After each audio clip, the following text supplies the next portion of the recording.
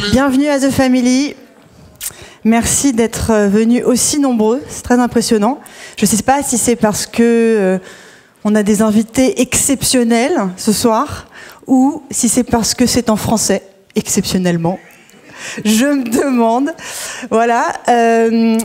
Du coup, vous n'aurez pas à écouter mon franglais impossible. Tant mieux pour vous. Alors, je m'appelle Alice Aguery, je suis présidente et cofondatrice de The Family. Qui vient à The Family pour la première fois? Waouh, superbe. Bon, soyez les bienvenus. À The Family, on pense que anyone can become an entrepreneur. Ça veut dire que on veut pas nécessairement que tout le monde, hein, pas everyone, devienne un entrepreneur, mais ça veut dire qu'un entrepreneur peut venir de n'importe où. Et pourquoi? Parce qu'il y a Google. Parce qu'on peut trouver n'importe quelle information en ligne aujourd'hui, qu'on n'a plus besoin nécessairement de faire partie de tel ou tel milieu social pour accéder à cette information, d'avoir fait telle ou telle école, pour pouvoir avoir l'expertise nécessaire. Donc l'information est disponible en ligne. Mais également les outils. Les outils sont accessibles, ils sont moins chers. Si je veux créer ma landing page, j'ai plus besoin de passer par une agence, je peux la faire moi-même.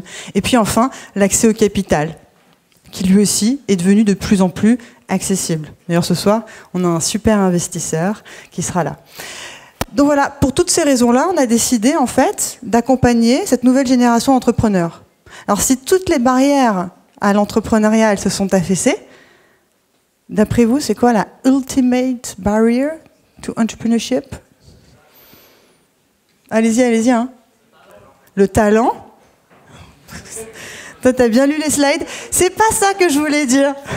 Allez-y, mais c'est pas loin, c'est pas le talent, c'est education. Qui a dit ça? Bravo.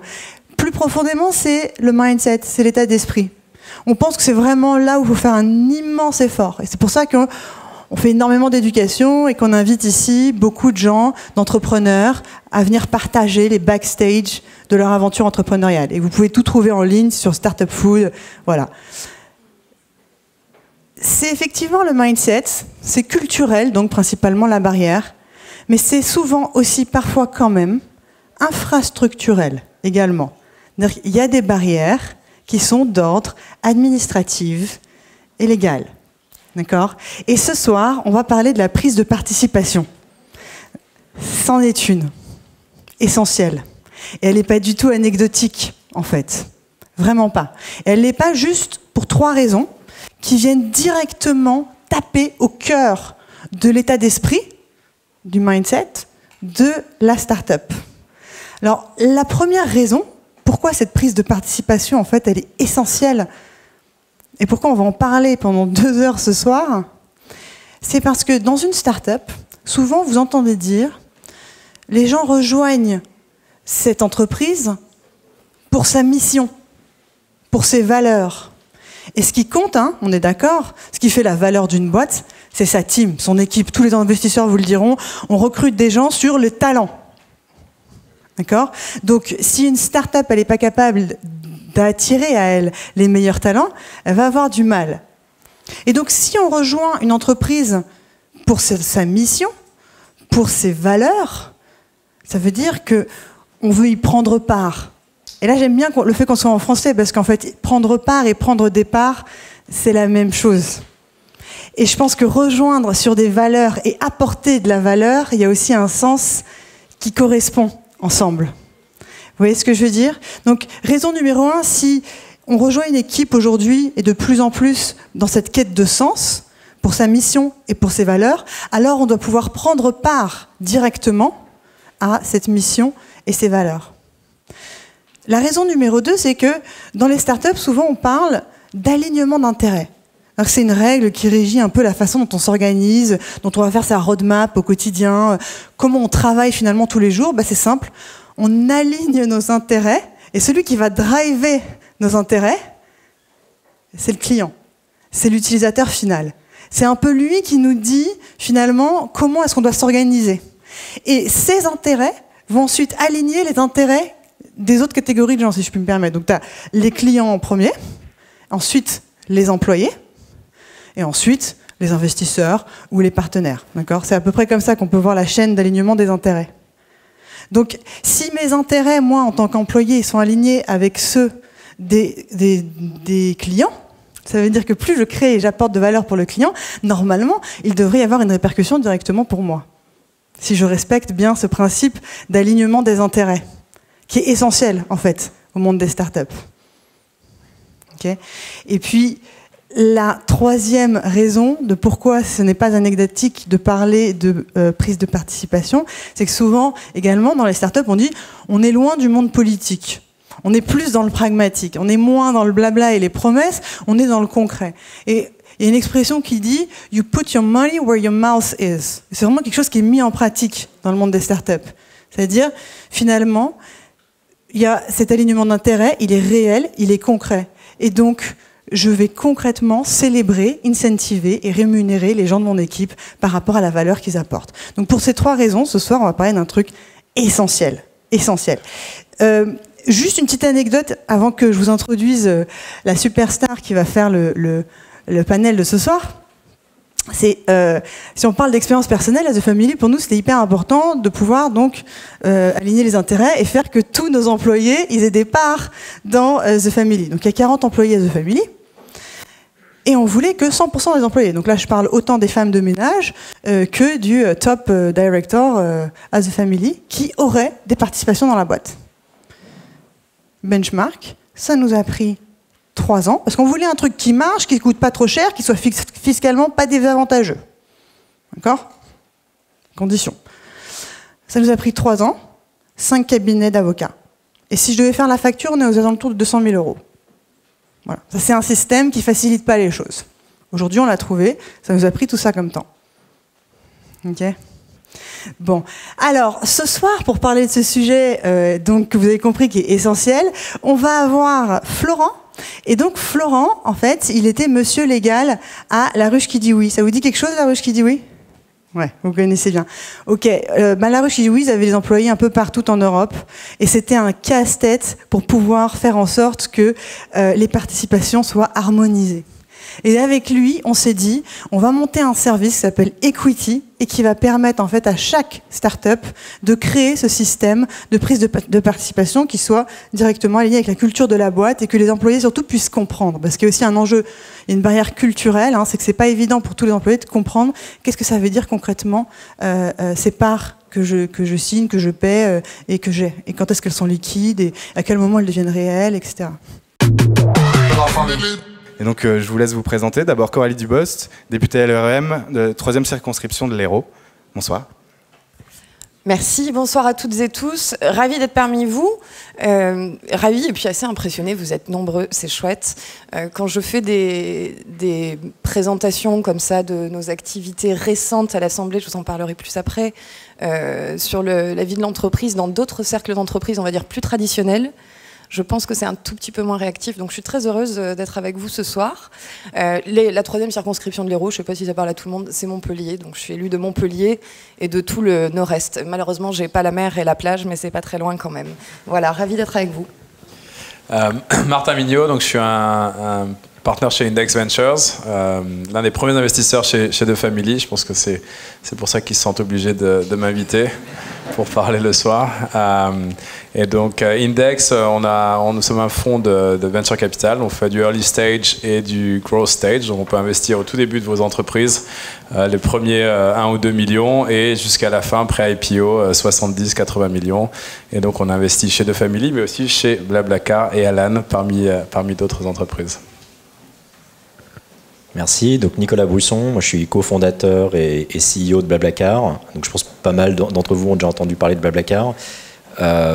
Donc sur l'histoire des stock options dont on va parler, on a une histoire assez intéressante parce qu'on a quand même étendu BlaBlaCar partout en Europe, un peu partout dans le monde. Donc on s'est pris un peu toutes les barrières possibles et imaginables autour des stock options sur les quasi 10 dernières années. Et rapidement, avant ça, j'ai eu une vie de VC à Londres que j'ai arrêtée quand Martin a commencé parce que je me suis dit qu'il n'y avait pas de place pour deux. Et avant ça, j'ai passé pas mal de temps dans la Silicon Valley où finalement j'ai découvert les startups, les stock options et tout ce monde-là. Bonsoir à tous, je suis Jean-Charles, je suis le cofondateur et CEO d'Alan. Alan, on a une vision qui est de rendre la santé beaucoup plus simple et beaucoup plus accessible à tous. Et on a commencé par créer ce qu'on pensait être la meilleure assurance santé pour les entreprises et les indépendants. La boîte a 3 ans. Tout le monde est aussi intéressé au capital. On a essayé de travailler sur pas mal de sujets pour faire en sorte que cet intéressement soit facile, marche dans la durée. On peut en parler là-dessus. Et c'est plein de challenges. On n'est pas encore européen, mais on a plein d'étrangers dans la boîte, ce qui pose aussi plein d'autres questions. Donc voilà, ravi de parler de tout ça. Merci beaucoup. Donc, première question aussi qu'on peut se poser, c'est bien sûr que le partage du capital, ça permet de rendre plus attractif une entreprise. Alice a spoilé un petit peu en donnant pas mal d'éléments sur les raisons pour lesquelles on serait amené à intéresser les employés au capital. Mais il n'y a pas forcément que ça non plus. Et là, en termes d'attractivité, de compétitivité, ma question, elle est pour toi, Martin, c'est de savoir comment justement rendre l'écosystème européen attractif. Est-ce que c'est essentiel d'avoir des règles en termes de stock option, de partage du capital qui permettent justement de récompenser les employés de la valeur créée? Comment le faire par rapport aux États-Unis, justement dans cette compétitivité-là? Comment faire? Ouais, donc juste pour donner peut-être un peu de contexte, donc pourquoi les stock options d'abord? Donc Alice en a parlé, mais c'est vrai que si on se met dans la peau d'un employé qui a le choix entre aller bosser chez Google, Facebook ou une banque ou un grand cabinet de conseil et une start-up, clairement le salaire, ça va pas être possible pour la start-up de s'aligner. Et donc effectivement il y a la mission, la culture, le fun du job, etc. Mais en termes de rémunération financière, le stock options est un élément critique et essentiel de l'écosystème pour les start-up pour être compétitifs et réussir à attirer les talents qui autrement auraient beaucoup plus intérêt financièrement à aller dans des grands groupes. Donc c'est un élément c'est la seule arme que les start-up ont pour lutter en particulier contre les géants existants et en particulier les géants américains. Donc c'est un truc critique sur lequel effectivement la Silicon Valley c'est largement développé. Et donc nous on bosse au board de la plupart des boîtes chez qui on investit et c'est un sujet sur lequel on passe chaque board beaucoup de temps à parler et dans toutes les boîtes, quel que soit le stade de développement. Donc pour vous donner du contexte, on s'est dit il y a 2 ans, faisons le boulot. Les gens en parlent beaucoup, mais il y a très peu de données. En particulier, il y a très peu de données à travers l'Europe et qui vont comparer les chiffres avec les États-Unis. Donc faisons ce boulot, compilons les données, regardons les chiffres, allons parler aux entrepreneurs et faisons du qualitatif et du quantitatif. Donc c'est un boulot qu'on a fait, qu'on a commencé il y a 3 ans, qu'on a publié il y a 2 ans la première étude qui s'appelle Rewarding Talent. Donc vous pouvez trouver sur notre site.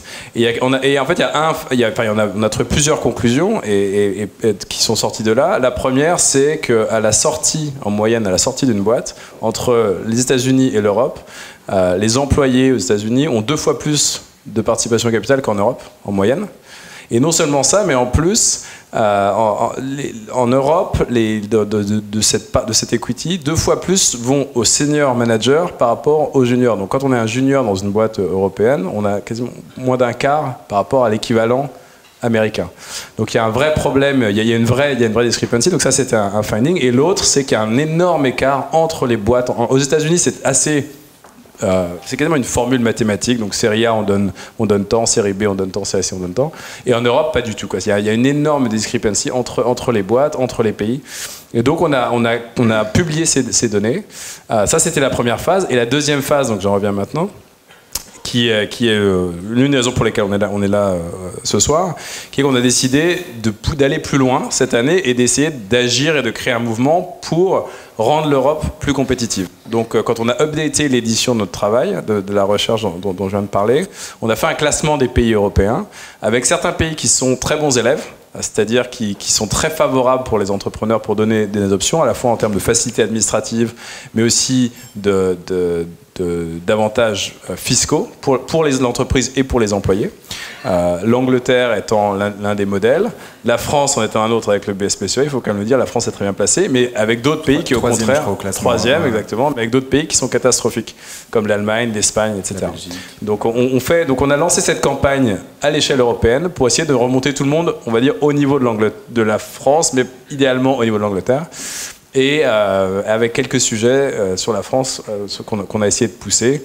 Donc j'espère qu'on pourra parler un peu plus en amont, quoi. Mais voilà un peu le contexte. Et donc il y a ce site Not Optional où on essaye de pousser les décideurs européens à aider les entrepreneurs à leur rendre la vie plus facile et leur permettre d'être compétitifs face aux géants américains principalement. D'ailleurs, la Silicon Valley aussi, historiquement, est née, en quelque sorte, du fruit de la retombée économique des grands succès, mais qui ont été partagés avec les employés, il me semble. Est-ce que ça vous a inspiré, tous les deux, Nicolas et Jean-Charles, cet aspect-là? Est-ce que, du coup, c'est un partant de ce principe et un peu de cette histoire de la Silicon Valley qu'on s'est dit, on va répliquer peut-être un schéma qui est celui des États-Unis en voulant partager le capital sous forme de stock option, plutôt que d'autres mécanismes, mais on va y revenir avec toi, Coralie, ensuite, parce qu'avec les travaux sur Pacte, c'est très intéressant ce que vous avez fait à l'Assemblée. Et du coup, est-ce que ça vous a inspiré tous les deux? Je vais commencer. Moi, j'ai fini mes études et j'ai commencé à travailler là-bas, en fait, en 99-2000, donc il y a longtemps. Et c'était à l'époque, on s'en rappelle sûrement, c'était le boom Internet, c'était le boom des télécoms, donc il y avait énormément de startups dans la Silicon Valley. Et c'est vrai que quand je suis arrivé là, il y avait déjà, en 99-2000, cette culture très très forte des stock options, que je comprenais absolument pas. Donc à l'époque, venture capital, stock option, IPO, tout ça, c'était. Enfin, je partais pour faire un PhD en physique quand même, donc c'était pas vraiment le vocabulaire technique que je connaissais. Mais les gens le connaissaient bien, numéro 1. Et numéro 2, je pense ce qui était important, c'est qu'il y avait déjà une histoire. Et on trouvait tout un tas d'employés qui avaient acheté leur voiture, leur maison, etc., parce qu'ils avaient été employés chez Intel, chez Cisco, chez eBay, etc., etc. Donc en fait, c'était déjà complètement, toute la Silicon Valley était déjà imprégnée de ça. Et j'ai passé pas mal de temps là-bas. La première fois qu'on a commencé vraiment à distribuer des stock options à Blablacar, c'était en 2011. Et j'étais surpris, donc on parle de plus de 10 ans plus tard. On embauchait des gens qui sortaient des HEC, l'X, etc. Personne ne demandait de stock option. Personne. On a des gens qui demandaient des tickets resto. Et c'est vrai. C'est vrai. Alors moi je disais, je sais pas, je connais pas les tickets resto, mais je vais te parler des stock options. Des réductions par Astérix, avec le CE, tout ça, peut-être. Voilà, il nous parlait de choses comme ça, que malheureusement je connaissais pas, ou pas bien. Mais c'était assez intéressant, la culture des stock options, elle n'était pas là, et encore aujourd'hui, elle n'est pas incroyable. C'est-à-dire qu'il n'y a pas beaucoup d'employés à des niveaux de peut-être des fois 5-10 ans d'expérience qui demandent des packages de stock options. C'est impensable, enfin je pense que tu connais bien, c'est inimaginable en Californie. C'est une des premières choses qu'ils demandent. Ça ne veut pas dire qu'ils sont mal payés, hein, mais c'est une des premières choses qu'ils demandent. Donc oui, clairement, on s'est inspiré de ça à Blablacar parce qu'on venait d'une culture entrepreneuriale, enfin Fred et moi d'ailleurs, assez Silicon Valley, assez américaine, et ça paraissait une évidence. Après, je pourrais dire pas mal de choses qu'on a fait, mais c'est peut-être pour revenir sur ce que disait Martin très très rapidement. Pour moi, il y a 3 grandes raisons de donner des stock options. La première, Alice en parlait, c'est de partager l'aventure. C'est-à-dire quelque part, on rentre dans une aventure. Une partie de l'aventure, c'est se dire que capitalistiquement, ça va peut-être bien se passer. Peut-être pas. Mais une option, c'est une option. C'est-à-dire que ça va jamais vous coûter trop d'argent ou jamais vous coûter d'argent. Et si ça fonctionne bien, ça peut devenir beaucoup d'argent. Il y a aussi l'aspect concurrentiel par rapport à des plus grosses sociétés. Donc pour des scale-up notamment, pour nous attirer des gens qui viennent de Google, de Booking.com, etc., quelque part, on a cette histoire entrepreneuriale, encore même à l'échelle d'un Blablacar, qui est supérieure à un Booking.com ou un Google. Donc ça permet quand même d'être compétitif sur le marché. Et troisièmement, c'est l'écosystème. Donc je parlais peut-être, on a fait beaucoup de secondaires, on a permis à des employés de vendre des stock options, donc ils ont vu les stock options se matérialiser en argent. Et il y a un moment, s'il n'y a pas beaucoup, enfin en tout cas pas mal d'equity donné aux employés, on ne crée jamais un écosystème d'angel investors, etc. etc. Et c'est ça qui crée la force de la vallée, je pense. Ça c'est intéressant parce qu'on l'a vu aussi, et notamment une des histoires assez révélatrices sur ce partage de la valeur et le fait de pouvoir créer un écosystème grâce au partage de cette valeur, c'est avec PayPal et la PayPal Mafia, qui a permis ensuite de recréer d'autres entreprises. Et du coup, de ton côté, toi, Jean-Charles, qu'est-ce qui t'a poussé à vouloir mettre ça en place, plutôt peut-être que d'autres mécanismes, plutôt que de mettre des tickets resto, On a vraiment très longuement hésité. Mais non, en gros, je pense qu'il y a 2 niveaux dans l'approche. Il y a l'approche un peu dogmatique et l'approche un peu plus stratégique au niveau de l'entrepreneur. Sur l'approche dogmatique, moi, ça ne me semble pas faire de sens de ne pas partager la valeur de ce qu'on est en train de créer avec les gens qui sont en train de la créer. Donc ça, c'est une question de valeur et de comment on veut construire les choses. Et la deuxième, qui est un peu plus stratégique, c'est pourquoi on le fait aussi, c'est pour avoir la capacité d'attirer les meilleurs talents et que ces meilleurs talents restent. et que ces meilleurs talents soient alignés avec les intérêts de la boîte. Et les options, ça permet ça. Ça permet donc d'avoir des packages compétitifs. Ces options ne sont pas distribuées le jour de l'arrivée, souvent elles sont distribuées sur une période de temps. Le standard est à 4 ans dans le marché, ce qui fait qu'en fait, sur cette période de 4 ans, les gens vont progressivement prendre tout leur package d'options et en plus on peut le renouveler, enfin il y a des refreshers, etc. qui permettent d'augmenter la rétention. Je ne pense pas que ce soit le seul moyen de rétention, et si c'est le seul, c'est grave. C'est pour ça que nous on fait des choses linéaires en mensuel pour pas qu'il y ait des gens qui attendent juste la fin de l'année pour partir. Mais ça aide à se dire on s'aligne dans le temps ensemble. Et le troisième élément, c'est en effet... nous, par exemple, on a que du fixe et des options. On n'a pas de variable dans la boîte. Ça, c'est une décision aussi dogmatique sur laquelle je pourrais parler assez longtemps, même pour les commerciaux. Mais on pense que ça permet d'aligner très fortement les intérêts de tout le monde sur l'intérêt de la boîte. C'est de maximiser la valeur du capital et que tout le monde ait cet objectif-là collectif. Exactement. Et ça fait, en fait, je trouve, ce qui est intéressant quand on conduit une boîte, c'est que chacune des personnes dans l'entreprise se pose les bonnes questions et se pose les questions de pourquoi on fait les choses. Et en fait, du coup, c'est la vraie théorie des incentives. Mais si on explique bien qu'est-ce que c'est qu'un mécanisme d'option, qu'est-ce que c'est la valorisation de la boîte, qu'est-ce qui génère de la valeur supplémentaire, on crée, j'imagine, des gens qui se posent des meilleures questions, qui vont pas essayer de maximiser pour un seul paramètre, mais vont essayer de maximiser en multiparamètres, qui vont pas essayer juste de faire du chiffre d'affaires s'ils pensent que la marge est importante, etc. Et ça, c'est assez puissant. Et je trouve, le dernier élément là-dessus, c'est que je trouve que ça aligne énormément les intérêts entre des équipes différentes. Ce qui est un des grands enjeux des boîtes, c'est que si tout le monde est intéressé au capital, j'ai l'impression, parce que Alan, moi, c'est ma deuxième boîte, et on a une première boîte où on n'intéressait pas très bien au capital, parce qu'on ne savait pas ce que c'était, honnêtement, et on ne connaissait pas vraiment les outils. Et là, ce qu'on voit, c'est que les ingés vont aider la growth, qui vont aider les commerciaux, etc., parce que tout le monde a un intérêt commun. Et ça, c'est hyper puissant aussi. C'est hyper intéressant. Mais on parlait d'attractivité, justement, des entreprises françaises, des entreprises européennes aussi, au niveau un peu plus global. Et en fait, il n'y a pas peut-être que l'intéressement au capital qui joue, il y a tout un cadre, justement, la France reste un pays assez attractif, on a une sécurité sociale, c'est sympathique, on a des universités qui sont pas très chères, et aussi il y a le gouvernement qui travaille sur le sujet, notamment dans le cadre de la loi Pacte, où un des titres de la loi Pacte, c'était quand même le partage de la valeur. Mais en France, on a aussi une spécificité, c'est celle de répliquer, le mécanisme des stock options avec les BSPCE, qui sont rien d'autre en fait que des stock options, avec un régime fiscal et social favorable, avec la flat tax, 30%, notamment voté par le nouveau gouvernement, en 2018. Mais gouvernement, ouais. Parlement, oui, c'est vrai que le gouvernement, non, lui, ne vote pas ça. Et du coup, la question, elle est pour toi, Coralie. C'est vrai qu'on n'a pas commencé par toi, mais c'est le 21e siècle. Maintenant, on change un peu les rôles. Et la question, c'est de savoir comment, justement, rendre la France attractive et compétitive par rapport au marché américain. Parce qu'on le voyait là, et c'est ce qui était dit, les taux de partage du capital sont quand même significativement différents, beaucoup plus importants aux États-Unis qu'en France. Il y a d'autres mécanismes qui existent en France.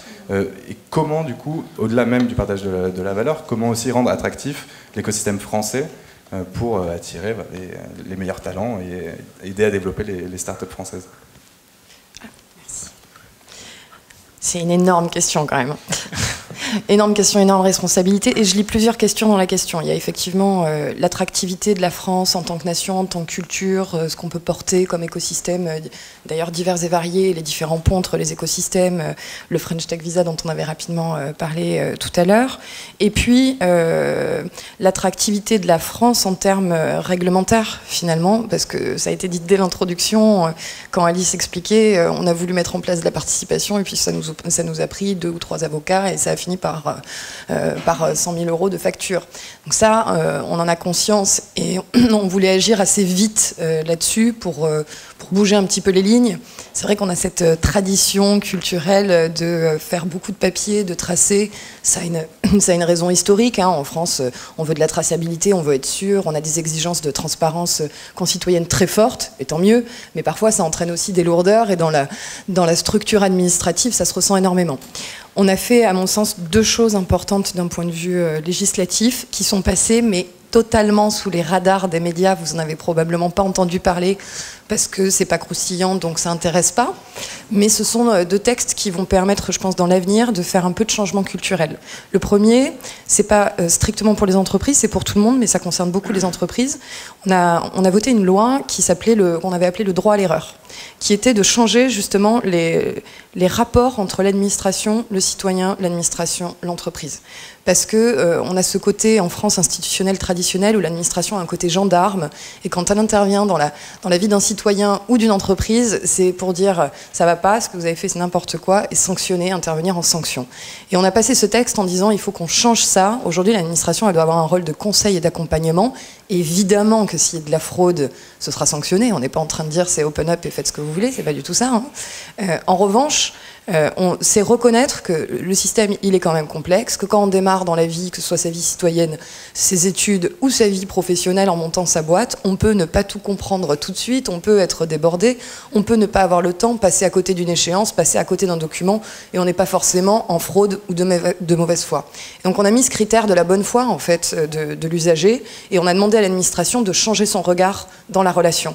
De changer son regard dans la relation, et maintenant tout le monde peut invoquer son droit à l'erreur. J'ai fait une erreur, ok, administrative, on va pas mettre en l'air mon business ou ma vie pour ça, s'il vous plaît. Donc ça prendra un peu de temps parce que c'est ce qu'on appelle une norme de comportement, il y a un état d'esprit à changer là-dedans, mais c'était vraiment donner une ligne directive de on change de méthode, parce que cette méthode elle va plus, c'est un carcan, on entre dans un 21e siècle qui va très vite, très fort, où les initiatives privées vont plus vite que les institutions. Si nous on se met pas au pas et si on n'est pas à l'écoute, ça fonctionnera pas.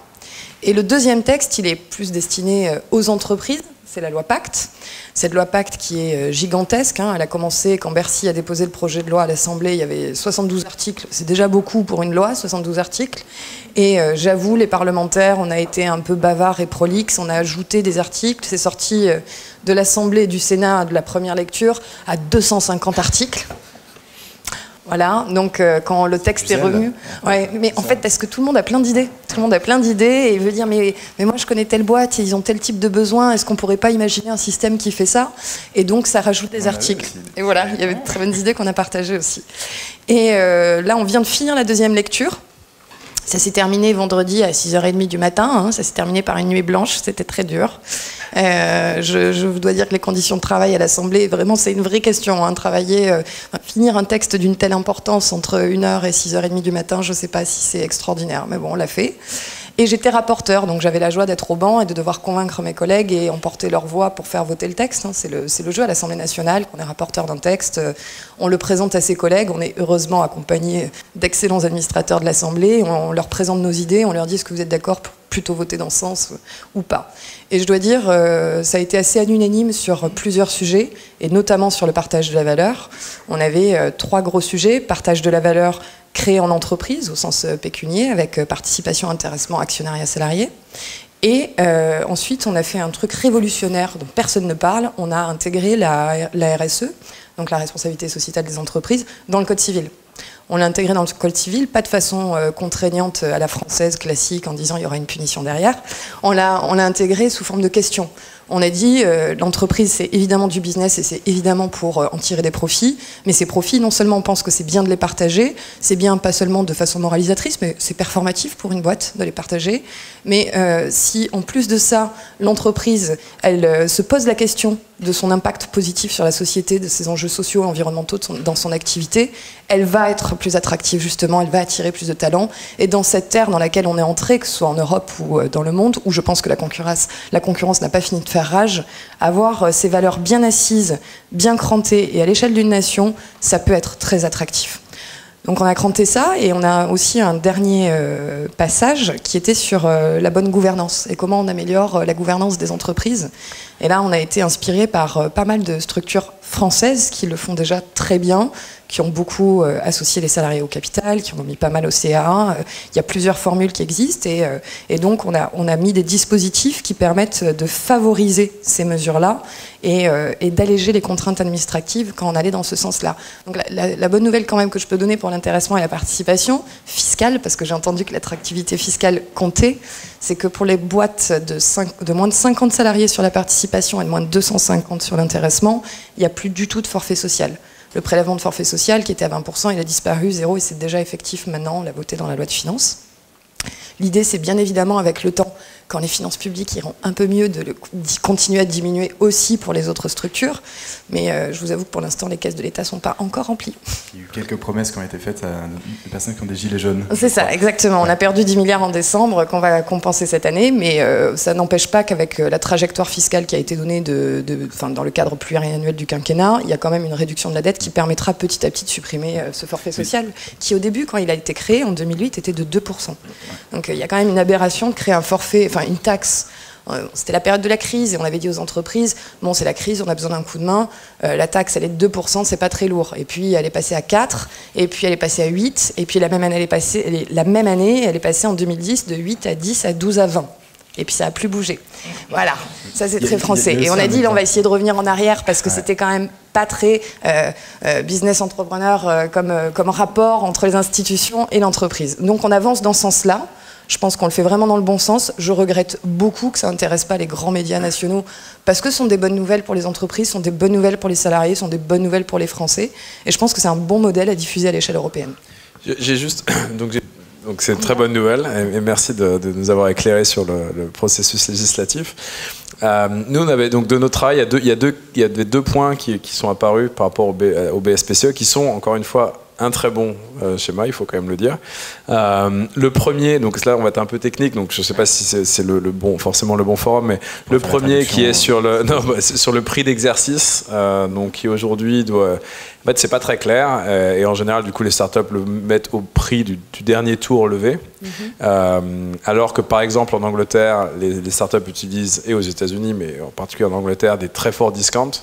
Donc, ce qui crée beaucoup de valeur. On peut donner des options à qui ont déjà beaucoup de valeur puisqu'elles sont pricées à des prix qui sont, en Angleterre, ça peut être à 80% discount par rapport au dernier prix, alors qu'en France, en général, c'est au même prix. Donc ça, c'est la première chose, donc c'est un peu technique. La deuxième, c'est que les BSPCE ne sont pas accessibles aux entreprises non françaises. Ce qui fait que pour les entreprises, et d'ailleurs on peut en parler, la réciproque est aussi vraie pour les entreprises françaises qui vont à l'étranger, donc c'est pas un problème 100% français, mais malgré tout, encore une fois, ça ne participe pas à la bonne image de la France à l'étranger, puisque quand ces entrepreneurs étrangers veulent créer des filiales ici, employer des gens sur place, ils se retrouvent, ou alors des étrangers essayent de venir en France pour travailler pour des boîtes françaises, ils sont dans la même situation, mais là encore, c'est pas forcément de votre faute.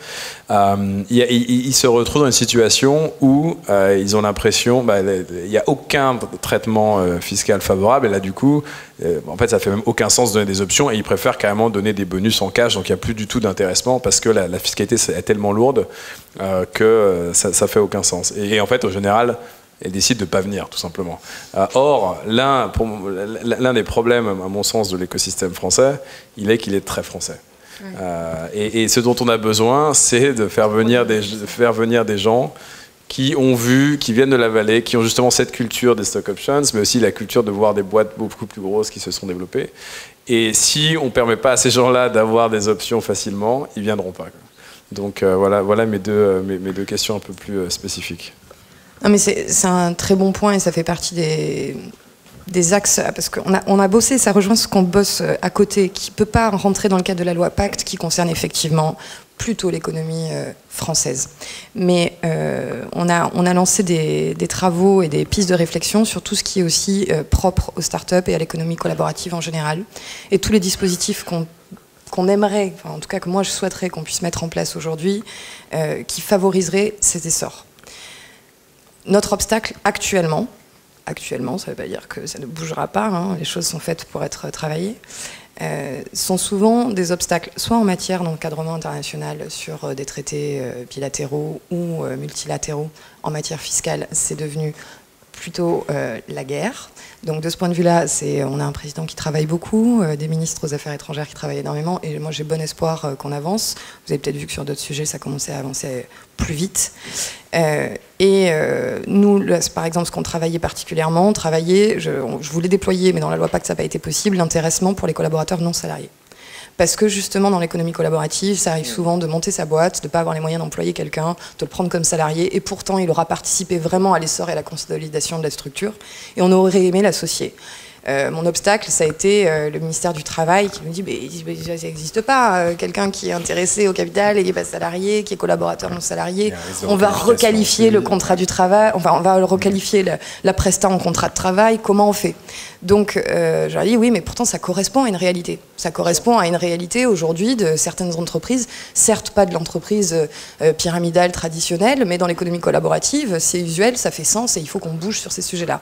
Donc on est en train de bosser sur ces questions à côté et de voir comment est-ce qu'on peut imaginer, et Dieu merci, on a aussi des bons chercheurs en France qui nous inventent des mécanismes là-dessus. Et effectivement, moi je pense que ça fait partie des pistes qu'on doit complètement dépoussiérer.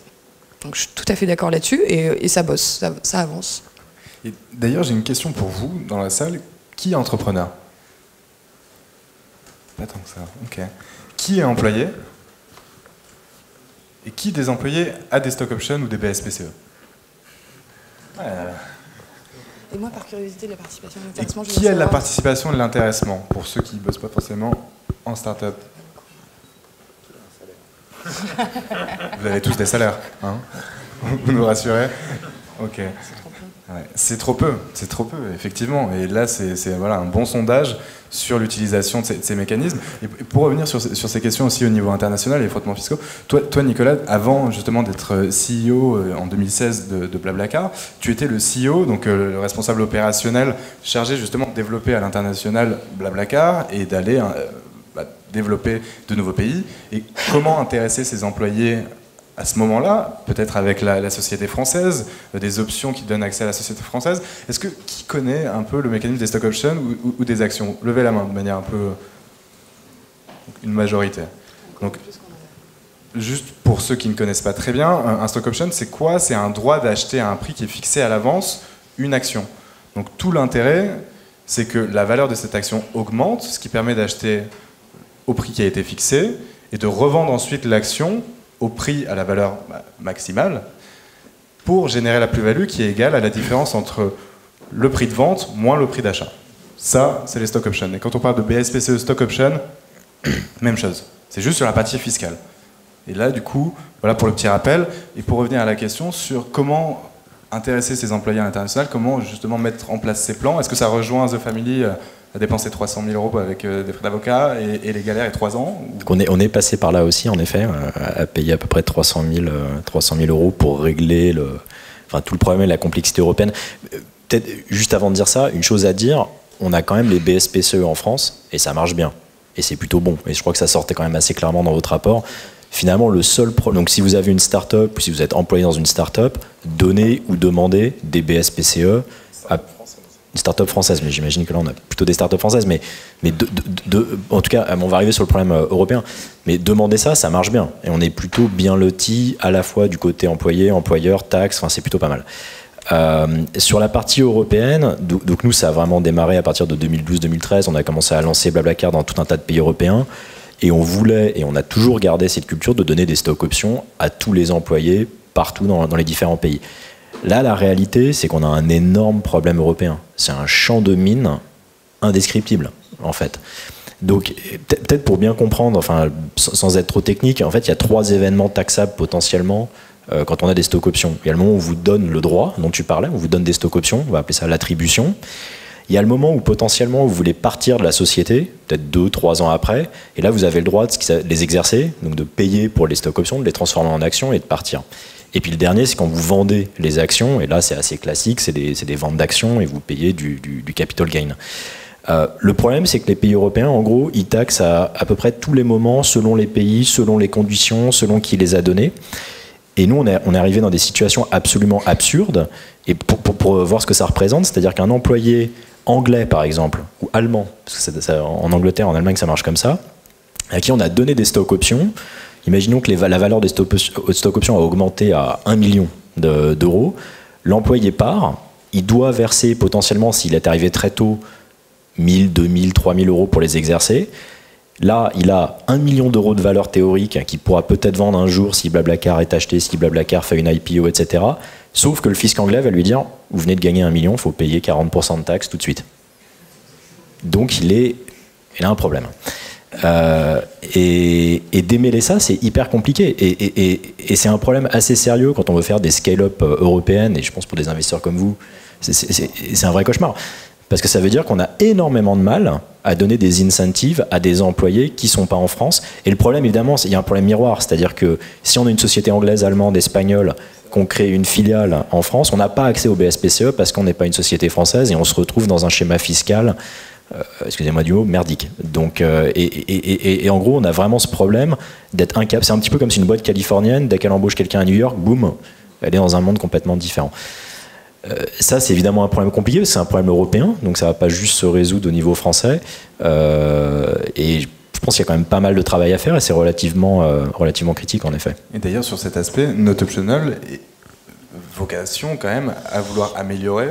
C'est la phase 2. Alors, la phase 1, c'est déjà. Alors, parce qu'il y a deux problèmes. Il y a le problème, donc il y a déjà des pays qui, même par exemple en Belgique, ou en Allemagne, il n'y a pas vraiment de stock option. C'est-à-dire que même pour une boîte allemande avec des employés allemands, etc., il n'y a pas vraiment...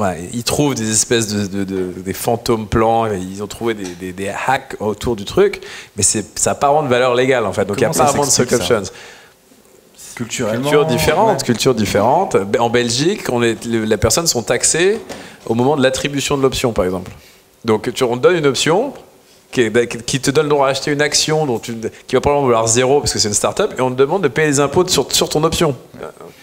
Mais alors après, en revanche, tu ne payes plus rien. Donc ce qui s'est passé, donc déjà les gens en fait ne veulent pas, au final les gens ne veulent pas d'options parce qu'ils ne veulent pas payer des impôts pour un truc qui n'a probablement pas de valeur. Donc il y a très peu d'options. Et puis ceux qui en veulent, et puis quand parfois ça marche, il s'avère qu'à la fin ils n'ont plus rien à payer. Parce qu'en plus, il n'y a pas de capital gains en Belgique. Donc ils ne payent plus d'impôts. Donc il y a des mecs qui se retrouvent à faire des fortunes, qui payent 0 impôt. Donc après, la presse dit, mais c'est scandaleux, ce mec ne paye pas d'impôts. Voilà. Bon, ça, c'est la Belgique. Donc il y a un problème européen qui est aussi un problème. Non. Mais c'est pour ça que donc nous, on a deux problèmes. On a le problème, donc les boîtes, quand on investit dans une boîte en Belgique, on a le problème avec la boîte belge, avec son. Donc on essaye déjà. Et pareil en Allemagne, dans les Nordiques c'est pas génial, en Espagne c'est pas formidable non plus, donc on essaye déjà de tous les faire monter au niveau on va dire, français et idéalement anglais. Le mieux c'est l'Estonie, mais bon l'Estonie c'est comme dans à peu près tout. Mais on va dire, disons l'Angleterre, parce qu'il n'y a pas de raison que les grands pays européens soient pas comme l'Angleterre. Ou au moins la France. Disons la France. Alors on essaye de mettre tout le monde au niveau de la France. Faire plaisir à Madame la députée. Mais et après effectivement, donc, et parce que ça c'est faisable. C'est-à-dire que ce qu'on a fait, c'est qu'on a créé dans chaque pays, on a des investissements dans tous les pays européens. Et donc alors en France, on a BlaBlaCar, Alan, on en a d'autres. En Allemagne, on a des boîtes. Dans les Nordiques, il y a Klarna qui est très impliqué, qui pousse aussi. Et donc on crée des coalitions d'entrepreneurs à succès qui viennent faire du lobbying auprès de leurs gouvernements nationaux. Et dans chaque pays, on essaye d'avancer, d'avoir des succès à ce niveau-là, de remettre tout le monde au niveau de la France. Après, le problème que Nicolas mentionne, c'est on va essayer de le pousser. Donc on va d'ailleurs à Bruxelles demain pour parler aussi à la Commission européenne. Donc on essaie de travailler aussi au niveau européen parce que c'est encore un autre problème. Mais là, ça va prendre plus de temps parce que aujourd'hui, c'est pas du ressort de l'Union européenne. Donc chaque chose en son temps. Mais effectivement, Nicolas a raison. Si on veut créer des géants européens avec la même vélocité qu'on peut avoir aux États-Unis, il va falloir que ce sujet soit abordé et soit réglé. Mais est-ce que c'est pas une douce utopie du coup de vouloir harmoniser la partie fiscale au niveau européen, ou est-ce qu'il est possible peut-être par miroir avec la TVA, un carrousel avec un cadre un peu similaire mais avec des niveaux de taxation peut-être différents, de mettre ça en place? Est-ce que du coup le gouvernement justement veut y travailler d'un point de vue européen? Il y a les européennes qui arrivent bientôt. Est-ce que c'est peut-être un sujet sur le partage de la valeur, sur l'engagement au capital des employés de votre côté, La République En Marche? Alors oui, en effet, c'est très curieux pour moi en ce moment d'entendre qu'il faut arriver au niveau des Anglais dans le cadre du Brexit et des discussions qu'on a avec eux, mais j'entends complètement. Non, oui, au niveau européen, bien évidemment, on bosse beaucoup dessus, tous collectivement, le gouvernement et les ministres dédiés, bien sûr. Les ministres, chacun dans leur spécialité. Vous avez probablement vu Bruno Le Maire faire la tournée des popotes dans chacun des États membres pour mettre en place cette fameuse taxe GAFA. Bon, il y a eu la résistance irlandaise, mais sinon on y est très presque. Je pense que les élections européennes de cette année, elles sont plus importantes que toutes les élections européennes qui ont existé par le passé. On est vraiment à un virage où c'est l'ensemble de ces questions-là qui vont se poser. C'est la question de l'harmonisation, ou est-ce qu'on recule et est-ce qu'on se met chacun à l'intérieur de nos frontières, finalement qui se pose un peu en ces termes aujourd'hui à l'échelle européenne, sur la question fiscale, sur la question sociale. Il y a plein de sujets sur lesquels on voudrait avancer aussi en matière d'harmonisation sociale, en matière de droit du travail, il y a beaucoup de choses à faire. Aujourd'hui, l'Europe, elle n'a pas eu de transfert de compétences des États membres en la matière, donc elle n'a pas la souveraineté pour légiférer là-dessus. Elle n'a pas le droit de prendre de décision sans l'autorisation de la totalité des États. Donc, évidemment, il suffit qu'un État fasse de la résistance et c'est compliqué. En revanche, s'il y a un signal fort qui est envoyé dans le cadre de ces élections et dans chacun des États, s'il y a un signal fort qui est envoyé vers justement des idées qui convergent plutôt vers une harmonisation ou à minima un rapprochement des règles nationales, ce qu'on appelle la convergence des règles nationales, c'est souvent la première étape avant l'harmonisation, ce serait déjà beaucoup. Il y a des choses qui se font encore actuellement, toujours pareil, on n'en parle pas assez. Là, il y a le régime, c'est moins gai dans la vie d'une entreprise, surtout c'est moins gai en France, alors que moi je pense que c'est pas très grave, mais sur le régime de l'insolvabilité, quand une entreprise est en difficulté, on est en train de prendre une directive à l'échelle européenne qui est fondamentale, qui va harmoniser le droit de l'insolvabilité en Europe, qui va changer totalement le droit de l'insolvabilité tel qu'il est aujourd'hui en France, et notamment des procédures collectives qui prennent en moyenne 18 mois. Ça prendra plus que 6 mois, donc c'est révolutionnaire, qui permettent un meilleur rebond, une meilleure transmission de l'entreprise. Et ça se fait certes dans l'ombre, mais c'est un travail qui se fait quotidiennement. On bataille sur tous les angles là-dessus. Il y a aussi, on est en train de travailler, alors là, je peux en parler au nom de l'Assemblée nationale, mais je siège à la Commission des lois et à la Commission des affaires européennes, précisément. Donc je suis sur ces sujets. On est en train de travailler avec l'Allemagne et d'autres États membres sur un code européen des affaires. Donc on essaie d'harmoniser le droit des affaires et ces questions-là, évidemment, rentrent dedans. Maintenant, il faut prendre son bâton de pèlerin, il faut aller convaincre. Il faut prendre son bâton de pèlerin et aller convaincre. Et honnêtement, pour nous, en ce moment, c'est assez simple quand on est LREM français. On nous écoute sur ces sujets-là dans les autres pays d'Europe. On a du poids. Maintenant, si demain les élections nous envoient plutôt des isolationnistes au Parlement européen, je ne vous garantis pas qu'on pourra convaincre de la même façon.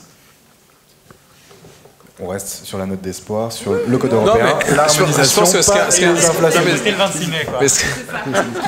qui est quand même important, je pense, de dire, c'est effectivement, vous n'avez pas le pouvoir de régler tout.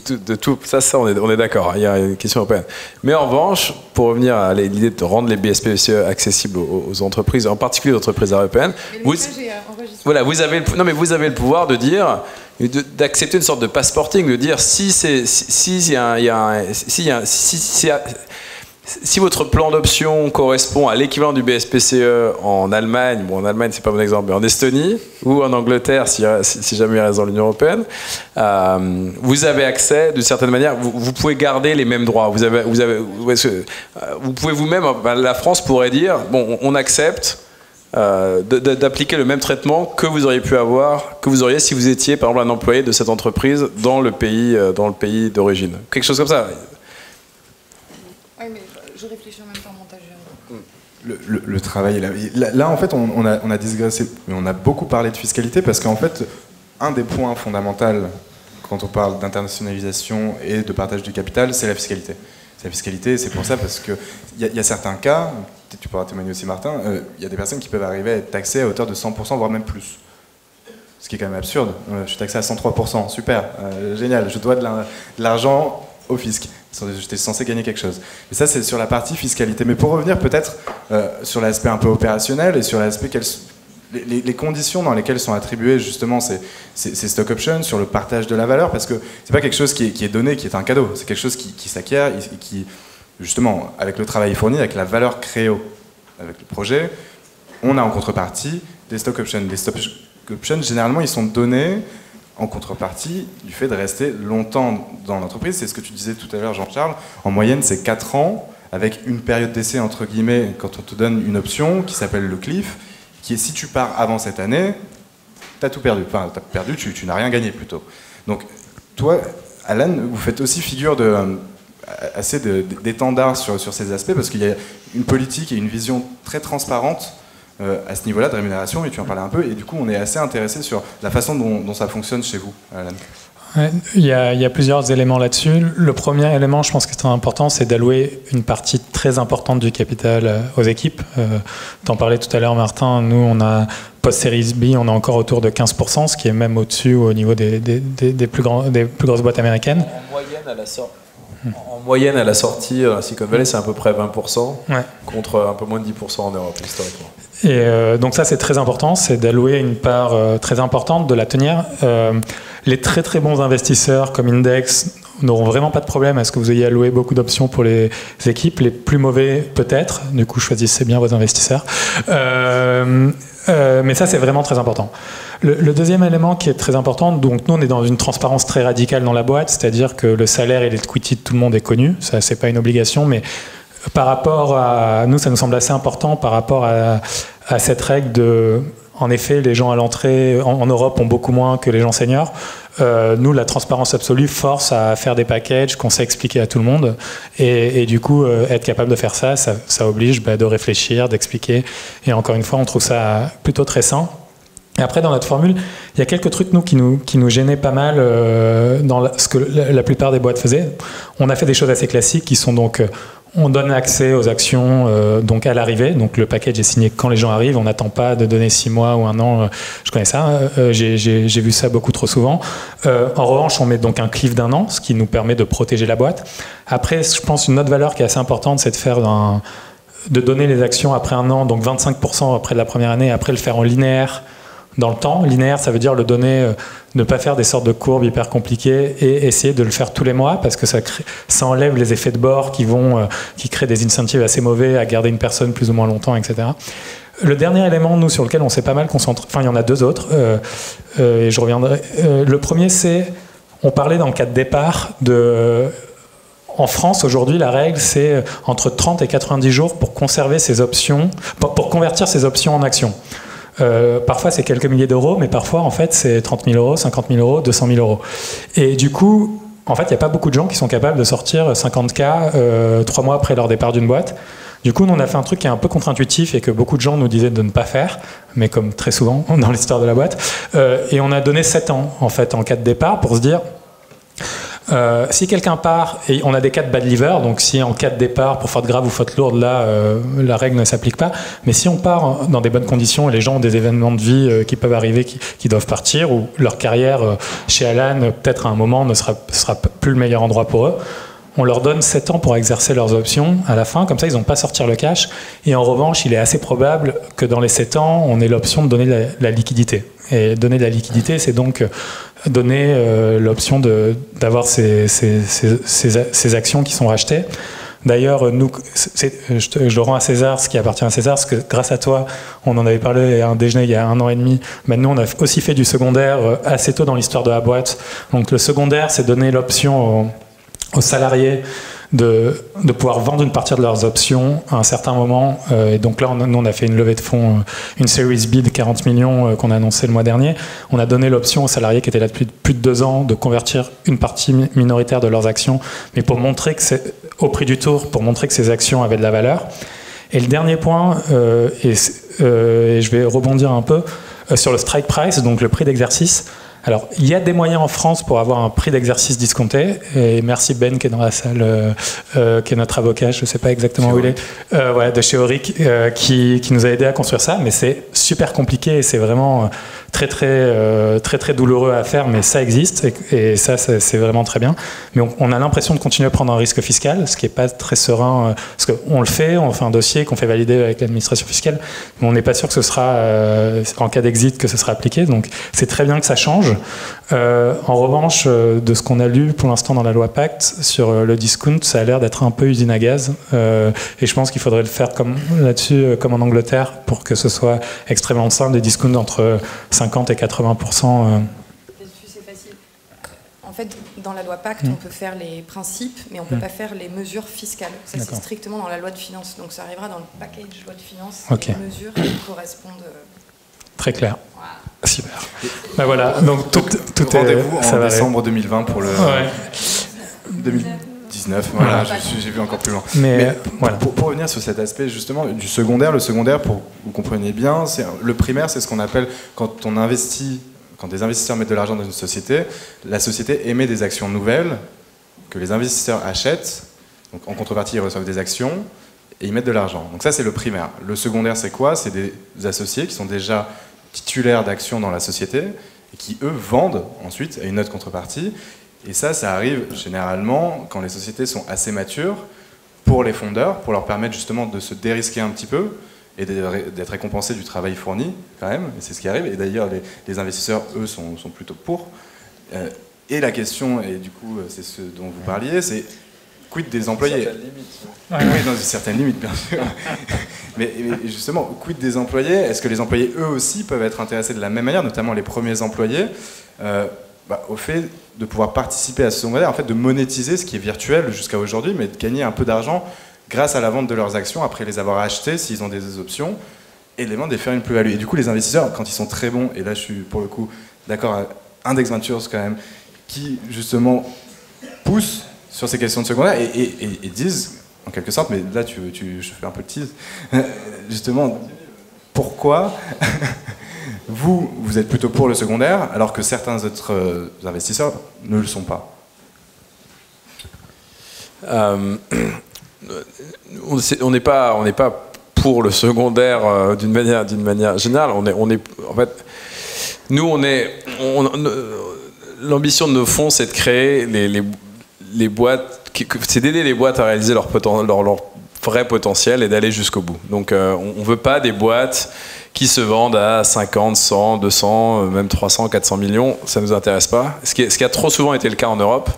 Nous, on veut que les boîtes qui puissent être internationales, qui puissent dominer leur catégorie et dominer des très gros marchés comme le transport, l'assurance santé, et être vraiment des leaders mondiaux qui vont pas valoir 200-300 millions, mais 2, 3, voire 20, 30 milliards. Donc nous, on a une ambition qui est juste bien supérieure.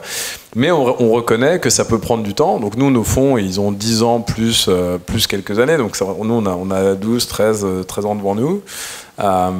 Et on a un portefeuille, donc on a des boîtes qui sortent, donc on n'a pas le même profil de risque qu'entrepreneur, et donc on reconnaît que ça peut prendre du temps et que ça rajoute beaucoup de risques. Si quelqu'un vient te voir au bout de 3 ans et t'offre 500 millions et que tu possèdes 50% de ta boîte, c'est difficile de dire non, surtout quand tu as zéro. Donc c'est très difficile.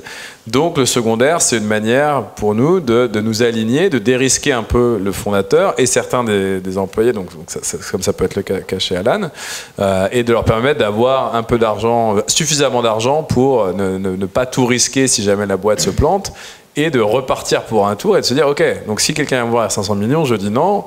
Et idéalement, je ne vends jamais. Je vais en bourse et je deviens un leader qui va ensuite aider à développer le reste de l'écosystème européen. Donc nous, c'est ça la logique du secondaire. Je comprends. Et juste pour rebondir là-dessus, parce que nous, on en a fait assez régulièrement. On a commencé à en faire la première fois, en fait, en 2014, quand vous êtes rentré. C'était la première fois qu'on faisait du secondaire. Et c'est vrai qu'on a toujours ouvert, avec des règles, le secondaire aux employés. Donc aujourd'hui, pour donner une idée, parce que je crois qu'on avait communiqué chiffres, je crois que c'est quasiment une centaine d'employés qui ont déjà sorti à peu près, je crois que ça doit être 8-9 millions d'euros de Blablacar en transactions secondaires comme ça, donc de leur stock option. Et à chaque fois, on avait une règle où on disait, vous pouvez vendre 0, 5, 10, 20% de ce que vous avez en stock option sur ce tour de financement. Et l'idée, évidemment, c'est de garder une énorme partie, enfin la majorité, dans la boîte, pour des questions d'incentive, pour des questions de rétention. Mais nous, ce qu'on a vu, on a fait en 2014, on l'a refait sur le tour de 2015, on en a fait 4 fois, c'est que c'est extrêmement motivant pour les employés, surtout dans un écosystème où il y a très très peu de proof points. C'est-à-dire que beaucoup avaient des stocks options pendant 3, 4, 5 ans, et à un moment, ça devient un petit peu le truc théorique, que voilà, ça devient la chimère que Nico et Fred ont vendu au début pour t'expliquer que tu vas gagner moins. Et on faisait ça au début. Donc au début, chacun des employés, moi je les prenais chaque fois en one-on-one, et je leur disais, bah voilà, on peut te payer tant, ou on peut te payer moins, et on te donne plus de stock options. Et la plupart prenaient les stock options, mais 2 ans après, ils m'ont dit ouais, mais on sentait qu'il y avait une bonne et une mauvaise réponse, donc on a choisi la bonne réponse. On sentait que t'étais biaisé, on sentait que c'était un faux choix. Après, ils étaient contents quelques années plus tard quand ça s'est transformé. Mais c'était un débat intéressant parce qu'en 2014, donc c'était avant que vous entriez, on avait eu pas mal de débats avec des angels autour de la table, pas mal d'angels français qui étaient plutôt contre. qui nous disaient ah bah non, mais tu te rends compte, après ils vont plus bosser, ils vont tirer trop d'argent, ils vont commencer à faire n'importe quoi. Et honnêtement, c'est vraiment le phénomène inverse qui se passe, c'est-à-dire que les gens se rendent compte que waouh, ça marche quoi. Et c'est une logique de bonus quelque part. Oui, mais c'est un petit peu différent parce que finalement, tu te rends compte que tu as une petite brique de cet édifice et ça se matérialise. Et c'est une vraie valeur. Le secondaire soit marginal par rapport à la valeur. Voilà, donc faut en effet l'orchestrer de telle sorte que, évidemment, si un employé sort tout, c'est un petit peu inquiétant. Ou un fondateur. Et sur les fondateurs, pour rebondir sur le point de... Parce que c'est la même chose, peut-être à une autre échelle, en fait. Et nous, on le faisait en parallèle des employés, évidemment, avec des échelles supérieures, parce que tu as plus de capital. Mais en fait, il y a un moment où je pense que tu peux devenir un petit peu fou sur tes décisions. Si tu te dis, j'ai pas de maison, j'ai pas d'appart, j'ai 40 ans, et potentiellement j'ai des dizaines de millions en actions Blablacar, Wallan, etc. Et j'ai tout dedans, absolument tout dedans. Et le moment où, et il y aura toujours des moments comme ça, où ça chavire un peu, etc., tu as quand même envie d'être relativement calme et te dire, mes enfants, machin, enfin, tu as au moins mis une petite partie de côté. Et ça, je pense que c'est important parce que ça te permet exactement de faire ce que tu disais, c'est-à-dire aller à l'étape d'après. Et pas forcément être tenté à se dire, ah bah tiens, Google va me racheter pour 200, 300 millions, génial, je m'arrête là. Parce que finalement, tu te dis, je vis très bien, je suis content, j'ai juste envie de créer un truc beaucoup plus grand. D'ailleurs, tous les deux, si vous avez 3 conseils à donner justement aux entrepreneurs dans la salle sur les questions de partage du capital, ce seraient lesquels ? Bah, très rapidement, on les a évoqués, c'est si vous êtes start-upper, employeur, donnez des BSPCE. Et encore une fois, je pense que on pousse beaucoup pour améliorer, mais les BSPCE sont bien. Finalement, il y a un seul problème, peut-être 2, les BSPCE, le strike price et le côté européen qui est ultra compliqué. Mais le strike price, on peut le résoudre en France. L'autre, je pense, c'est plus compliqué. Donc, donner des BSPCE, je pense que c'est bien de les donner à tous les employés ou à un maximum d'employés, parce que tu en as parlé, mais en fait, ça décomplexe aussi la discussion. C'est-à-dire que c'est plus tabou. C'est-à-dire que nous, on en parle devant toute la boîte, on parle de stock option, on parle de la valeur de la boîte, et voilà, c'est complètement décomplexé. Et ensuite, cette histoire de secondaire qui vient un peu plus tard dans l'histoire, il ne faut pas le faire très tôt. C'est un petit peu inquiétant si une start-up, première levée de fonds, il vous parle de secondaire, c'est un peu étonnant. Mais après 4, 5, 6, 7 ans, ça prend du sens. Donc c'est des outils qui existent, il faut vraiment les utiliser. Et encore une fois, ça nourrit ou ça nourrira l'écosystème français sur le long terme. T'as un peu tout dit, mais du coup, je vais juste ajouter peut-être un côté, c'est n'ayez pas peur de donner un peu plus que moins, et parce que la culture française est vraiment, et j'ai vu beaucoup d'entrepreneurs, c'est mon capital, c'est ma boîte et tout, c'est pas ça, c'est un groupe d'individus qui sont en train de créer quelque chose d'extraordinaire ensemble avec une mission, et les gens qui vous le rejoignent, c'est des gens qui vont faire un pari sur vous, sur la capacité, et ça a beaucoup de valeur. Et juste essayer de réfléchir comme ça, essayer de réfléchir à la valeur que ça va créer. Du coup, ça a pas mal d'implications. Quand vous réfléchissez à donner du capital à tout le monde, ça vous demande quand même de structurer un process de recrutement où vous triez pour le talent et pour des gens à qui vous avez envie de partager la valeur. Mais je trouve que encore une fois, c'est un intérêt qui est assez bon de se dire je ne vais recruter que des personnes avec qui j'ai envie de partager le capital de ma boîte et avec qui je me dis que je vais pouvoir construire pour le très long terme. Mais c'est ça, philosophiquement, posez-vous la question de est-ce que j'attire des talents qui vont augmenter de manière significative la valeur de la boîte parce qu'on va créer des choses bien plus importantes ensemble. Et si je fais ça, comment je les rémunère au mieux? Et donc, Et je pense qu'il y a des moments dans la boîte où la boîte n'est pas cash rich, donc il ne faut pas optimiser pour le salaire, donc donner du capital. Enfin, où il faut optimiser pour le salaire, donc donner du capital. Il y a des moments aussi où je pense que essayons en France de changer cette optique qui est on doit minimiser la structure de coûts et pensons upside et payer très cher quelqu'un qui est très bon, ça a de la valeur. Donner beaucoup de capital à quelqu'un qui est très bon, ça a de la valeur. Et réfléchissez comme ça, je pense que c'est très important. Et juste pour ajouter une dernière chose, donc si vous vous posez la question de combien d'options données à qui, à quel stade, j'ai la solution pour vous. Puisque nous avons créé, dans le biais de notre étude, nous avons créé un outil en ligne qui s'appelle Option Plan, qui vous permet de rentrer tous vos paramètres. Donc, est-ce que vous êtes ce site, série A, la valo de la boîte, combien vous levez, combien vous pensez que la boîte peut valoir, etc. Et ça vous donne absolument toute la liste de nombre d'options à donner, à quel rôle, à quel stade de développement, donc pour le CFO, le CTO, le VPN et toutes les fonctions. Et vous pouvez choisir le curseur. Est-ce que vous voulez être standard Silicon Valley? Est-ce que vous voulez être standard belge? À vous de choisir. Voilà. Et ça va aussi avec le bouquin Rewarding Talent dont parlait Martin, qui est vraiment une bible sur le sujet. Ça parle de secondaire, ça parle des vesting periods, ça parle des pourcentages en fonction des différents pays.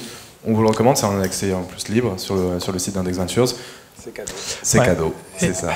Et j'ajouterais là-dessus, pour faire la transition, passer un petit peu de temps à écrire une documentation interne sur qu'est-ce que ça veut dire les BSPCE, comment ça fonctionne, quel est le régime fiscal, qu'est-ce que c'est la valeur, donner des exemples, etc. Parce que c'est compliqué pour les gens, et même pour des gens qui sont un peu éduqués en France, c'est très compliqué. Donc nous, on a créé un peu cette bible interne, et on a pris des bouts de Rewarding Talents aussi là-dedans, et ça a une valeur infinie. Et nous, on partage ça au moment où on fait une offre. Il y a tout un package sur, on explique le strike price, on explique que... On donne des exemples de si la boîte sort à 5 milliards, voilà combien ça peut faire, etc. Et on passe du temps à l'expliquer parce Avec un disclaimer, quand même. Ouais, il y a un disclaimer, il y a plein de disclaimers un peu partout. Et d'ailleurs... Ouais. Et en plus, 5 milliards, c'est très en dessous de nos objectifs, donc c'est aussi une partie du disclaimer. Mais blague à part, c'est ultra important parce que si...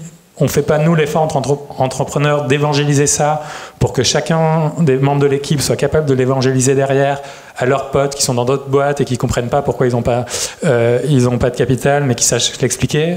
On n'arrivera pas à résoudre le problème du marché français là-dessus, et je pense que c'est très important. Ouais, nous, juste pour modération, on en a fait énormément d'éducation, et c'est vrai, et t'en fais jamais assez. Donc on faisait des roadshows, on avait toujours l'équipe finance, moi je m'impliquais énormément là-dedans, enfin les fondateurs on s'impliquait là-dedans, pour expliquer comment ça marche, ce que c'est, faire de la documentation, faire des petits modèles, etc. etc. Et c'est sans fin, hein. En réalité, faut pas s'arrêter, donc on continue à le faire. Et c'est vrai que, encore une fois, hein, s'il y a peut-être un truc pour cette audience, c'est utiliser ces outils, et comme tu disais, il faut en donner pas mal aux employés. C'est-à-dire que c'est... Soyez généreux. Soyez généreux. Mot de la fin, peut-être, pour toi, Coralie. Des promesses? Non, j'allais dire... J'étais en train de réfléchir. Des cadeaux. On a dit soyez généreux. Alors, les cadeaux, non. Honnêtement, on ne fait pas de cadeaux. Par contre, on essaie d'avoir du bon sens. Et c'était ce à quoi j'étais en train de penser en vous écoutant. Dans les autres outils, dans les outils politiques, moi, député, et tous mes collègues, on est des outils politiques. Moi, je suis très heureuse de passer la soirée avec vous, d'entendre tout ce que j'ai entendu et de travailler sur ces sujets. Mais si je retourne dans l'hémicycle pour faire voter quelque chose pour améliorer, par exemple, les BSPCE, j'ai besoin de convaincre mes collègues et qu'ils votent avec moi. Pour qu'ils votent avec moi, j'ai besoin qu'ils soient sensibilisés eux aussi à la question.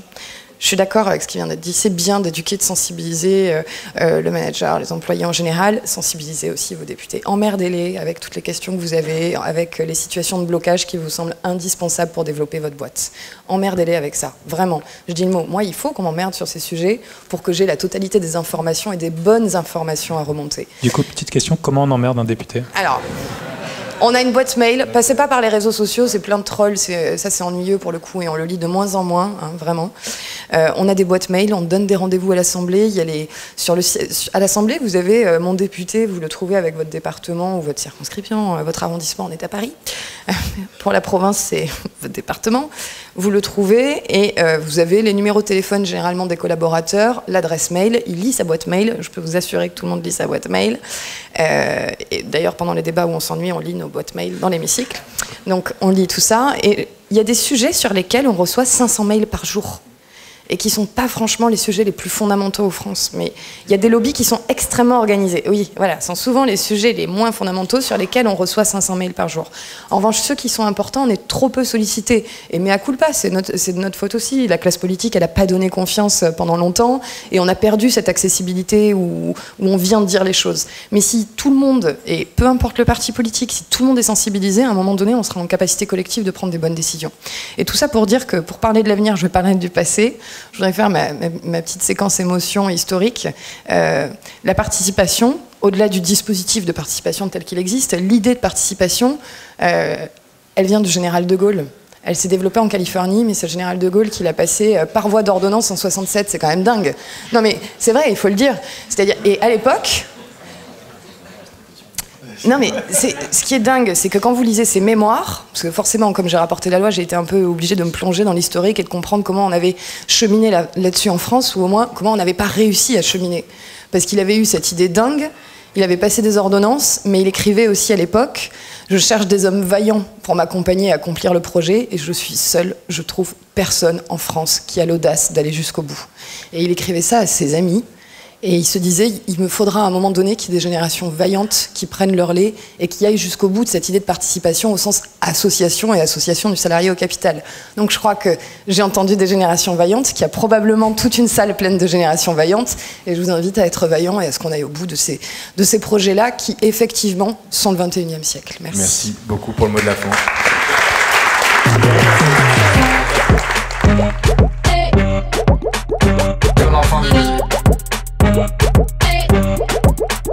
Que l'enfant